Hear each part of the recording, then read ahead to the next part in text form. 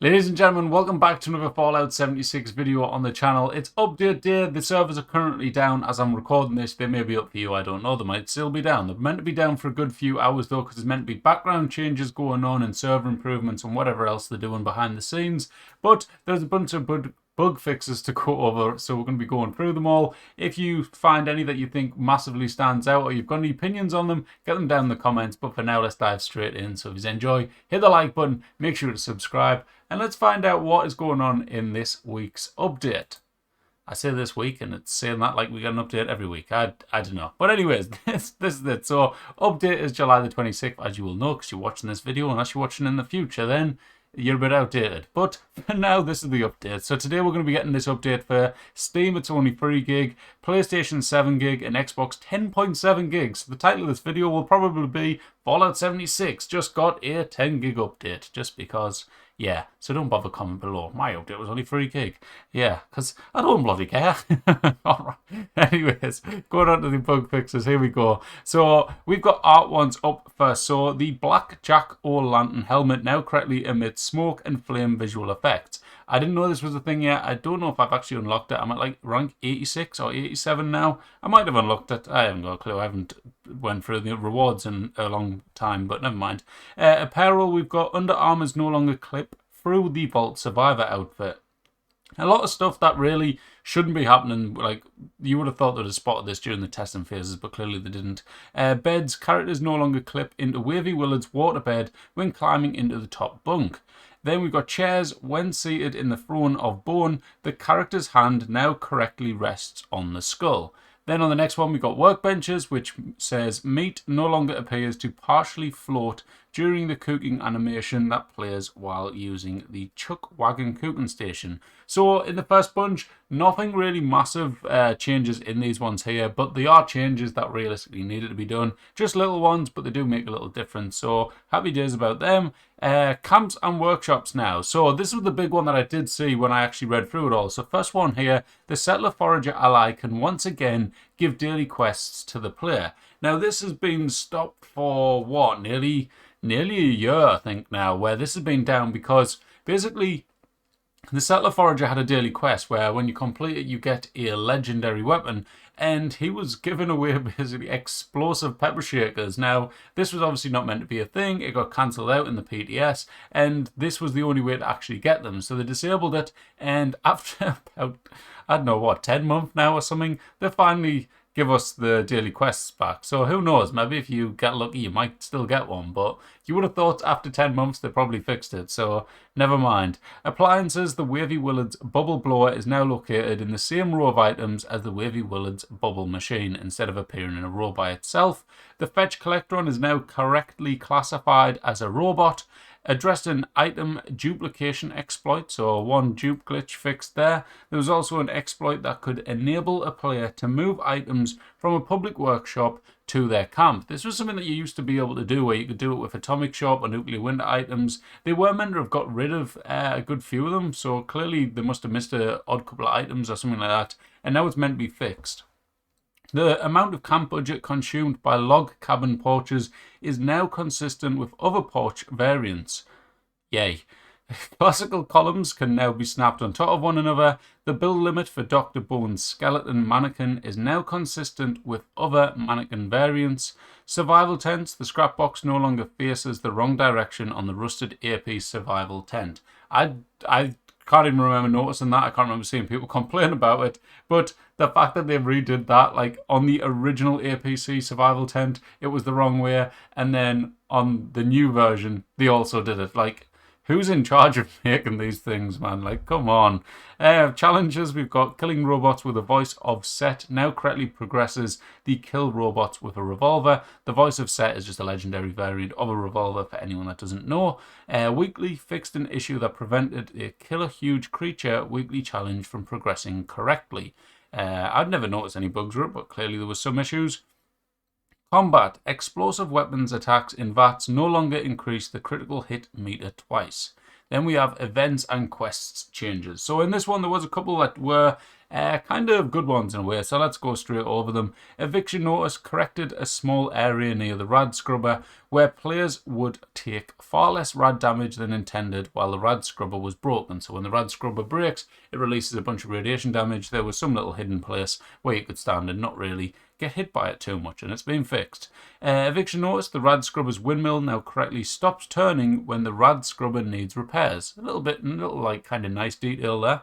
Graham's meat cook. Players now receive proper rewards based on the success of meat cook rather than always receiving items from the event's lowest reward tier. This was one of the reasons why it got taken down last time it was on and got replaced with the Mothman Equinox event, I believe it was. Or was it Invaders from Beyond?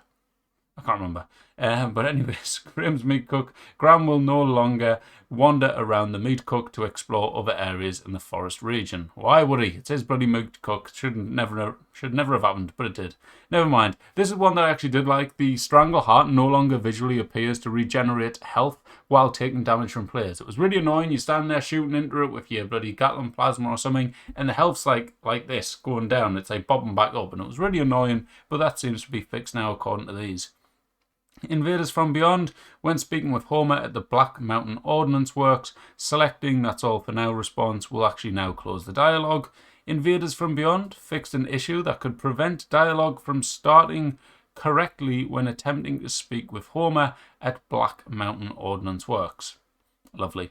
And then these are the ones that were actually a bit more important, things that people actually want to see. So we've got a couple of Moonshine Jamboree ones. Addressed an issue that could cause the Moonshine Jamboree to end in failure even though players had deposited enough acidic gulp of venom to complete objectives. There was a lot of big issues when this first came out, a lot of people complaining because when you did everything it would get to the end and then just go failed. So hopefully that doesn't happen anymore. There's one that's been fixed, and there's also this one that says a notification will now appear to inform the player that they lack the required materials if they attempt to deposit acidic gulp of venom into the bathtub when they don't have enough in their inventory. Then we've got Test Your Metal, fixed an issue that could cause the Golden Eye bot to appear hostile toward players and allow them to target it in VATS. I mean, it is technically hostile, but it does make it easy if you can target it in VATS, so happy days about that. Now, this is a change that I actually covered in a recent news video in the last couple of weeks. So, basically, in the PTS, they changed it, so the Pro-Snap camera, when you're taking a picture, it's like, take a picture of an alien, take a picture of a super mutant, I think it was the other day. So you go over it, it saves a picture. There's this new setting which stops it from being saved to not saved, so you can turn that on or off now. I thought it was going to be coming in with like the pit update, but clearly they've added it in already, so now there's the not saving option available. Armor, applying a deep pocketed mod to a piece of limb armor now correctly updates the armor's appearance.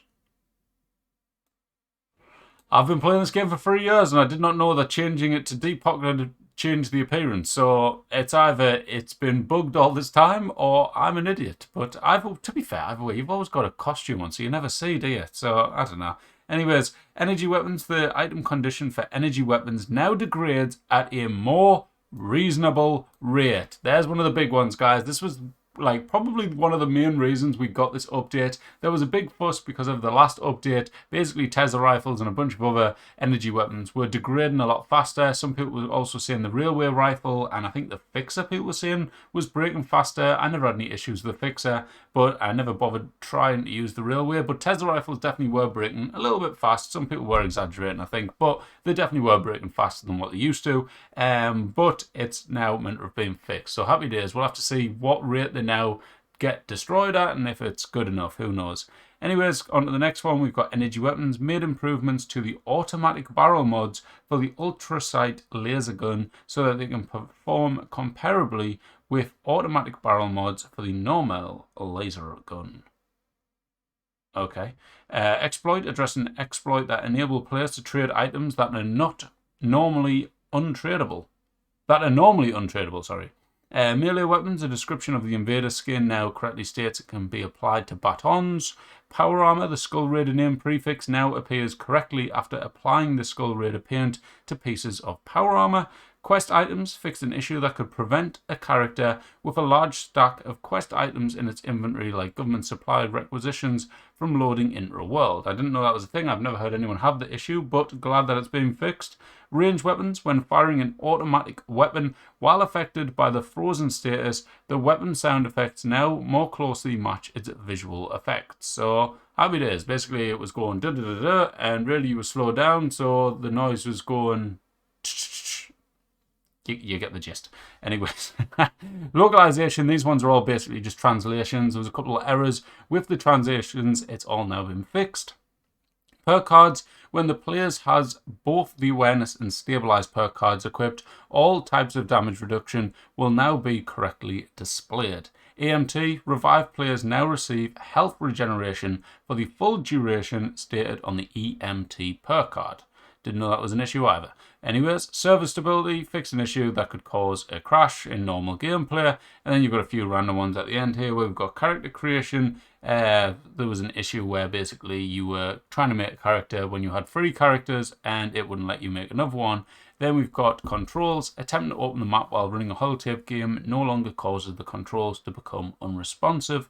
Players can no longer spam the confirmation button after using the rank up to here button on the scoreboard. Now, I didn't see a single thing about any issues with VATs. I don't know about you guys, but I've had some issues with VATs. The other day, I was defending or retaking a workshop, and there was mongrels, I think it was, running around attacking me, and I couldn't VAT onto them for some reason, even though they were hostile. There's also been a lot of other issues where stuff's just missing the target, or damage numbers just seem broken for a little bit for me for some reason. There's lots of different things. No fast travel bugs. I'm sure someone will say that in there. But yeah, out of this long list, I picked like, what, 2? I'd say there's 2 big ones, and that's it. I can't even do a video where I'd normally do like the 5 biggest changes with this update, because unless I've missed them, please let me know in the comments if I've missed them, but I don't see anything crazy other than Tesla rifle being fixed and the daily coming back. So that's that one there, the daily quest. So other than that, yeah, that's the patch notes, guys. I hope you all enjoyed. I will be back in a couple of hours with the Atomic Shop review, so stay tuned for that. And if you've enjoyed, hit the like button, subscribe, join the Discord. Oh, wrong side. Ta-da. Oh, no. Ta-da. But yeah, thank you all for watching, guys, and I will catch you all in the next one. Bye-bye. Thank you for your cooperation. Big